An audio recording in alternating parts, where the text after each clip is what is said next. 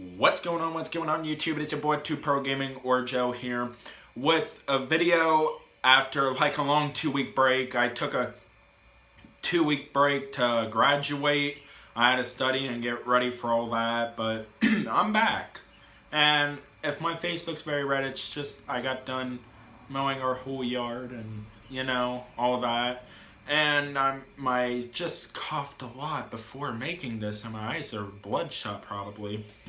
But that ain't the point of this video. The point of this video is to review the Outlast game franchise, because that's something I would love to review. And the facts, I'll just jump straight into it. I love the characters. Blake for part 2, and Miles Upshur for the first one. Great main characters, even though they say very little, except for Blake, which says a good bit, but Miles, I don't really think he said much. But I just love the characters themselves. They actually have a good story behind them and why they're there. Like, Blake and Miles are both investigative journalists who go into areas nobody would dare go into for stories that delivered them straight to hell. I want to say in part 2, literally hell. And I love the facts that it's run, hide, or die. Like, you can't fight back. Just a big plus on my book, because to me a survival horror game should be surviving, not fighting. I mean, Resident Evil is a big part of that. They say survival horror. Well, it ain't survival if you can fight back, to me. And the facts that Outlast actually did run, hide, or die, just a big plus in my book. And I just like the story behind it. Like the first one, you go into the mental asylum. I think it's Mount Massive, a mental asylum, if I'm right. It's been so long since I played the game, but it's a game I've always wanted to review. And I just love the surroundings, the characters, like Billy the Ghost, the huge, I forget the huge dude, but he was pretty lit. The fact that he got killed by Billy, but he got dragged through a little ass shaft. That shit was amazing. And I mean, after a while, the only problem I had with the game is after a while it just kind of got like to the point it didn't feel scary as much as it did. You're just like trying to avoid the enemies.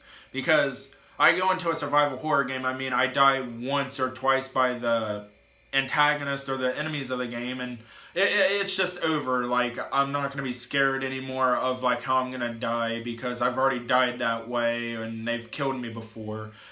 But there was some scary moments in the game, like, entirely the beginning of the game, like, especially when, you're walking around, and I forget who the big dude is. I really wish I knew his name, but you're walking around the library in the beginning after talking to the dude who's dead and shit, and, like, he just slams you and throws you off into the middle of the lobby through the library. Bro, that was amazing. The most scary part is when you first get your camcorder and you have to go into the underground area to turn on the generator to escape through the door. That shit was terrifying, because there's literally one dude with the baseball bat, and when you have to look through your camcorder, his eyes are shining yellow, and you just don't expect him to come around the corner, and he does, and oh shit, there you're dead. It's just like, it's terrifying to me when you can't fight back, because, and you have, I think it's a sprint stamina bar. I believe there's one of those in that. Pretty scary to me when you have a stamina bar, and the fact that, especially in the like games within the Evil Within, like you literally stop and crouch to your knees, catching your breath. Like, bro, nobody has time for that, bro. Like, nobody. But I don't think there's one, or maybe there is one in Outlast, but the camcorder batteries, oh my god, I cannot have enough of those, especially when I'm in the final stage of the game and your battery just dies and you get fucked. And it's just stupid as hell to have batteries almost nowhere, but I can understand entirely where they were coming from for that, because it's an asylum, nobody's gonna have batteries. But especially in part 2, like, come on, little to no batteries, brother. Like, I'm telling you, we're in the middle of nowhere, and, like, especially in the links of hell almost, and there's going to be some batteries. Like, I feel like there could have been more, but in the same time, I would go with less, and the facts that, like I said, it's a survival horror game. They don't want you to see every 5 minutes of the game. But the only problem I have with the batteries is they die so quick. Especially in part 2, they die so quick. and the antagonist of the game in part 2, like the woman with the huge spear, like at the end. Oh my god, like she was relentless through the whole game. It was just, she's chasing me. And I just get screwed out of nowhere. But like, it sounds like I'm saying shit bad about the game. It is a really fun game entirely to me, and I'm so sorry about that. A truck just drove by. What the hell? Thanks a lot. But like, I'm just saying, like, the woman would not stop chasing me through the entire game, and it just kind of got to the point I'm like, well, I'm gonna get chased some point, so I gotta be ready.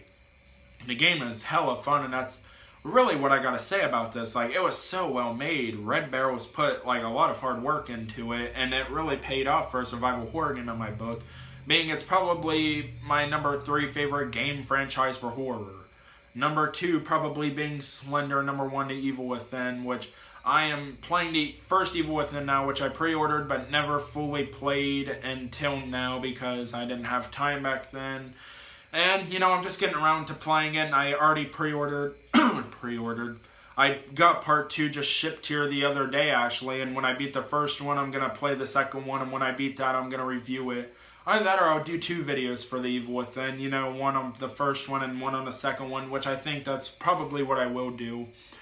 And, you know, that's going to be it for this video, guys, because, you know, I just hope you really enjoyed that, and I'm so sorry about taking 2 weeks off, and, like, I should have did an update video. I fucked up there. I'm sorry about that, but, you know, I'm back now. I'm going to be making more videos since I'm graduated, and yeah, just tell me, should I do another story time? Should I do a music review or a game review? Even maybe a movie review, who knows?